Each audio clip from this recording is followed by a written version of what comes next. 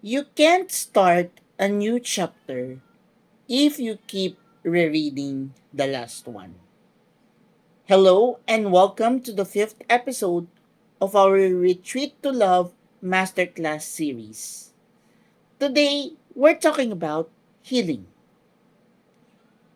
In our fitness and our faith, we know that growth only happens after the muscle or the heart has had time to recover. Healing isn't about just moving on.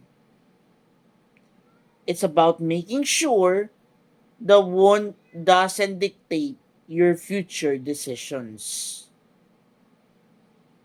Today on the podcast, which will be coinciding dropping on Spotify with the same Masterclass series episode, we're asking, am I too late?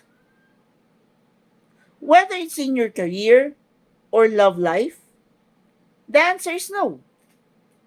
But you have to heal from the timeline pressure first. You aren't late. You're just in process. Let the past stay in the past so your future has room to breathe.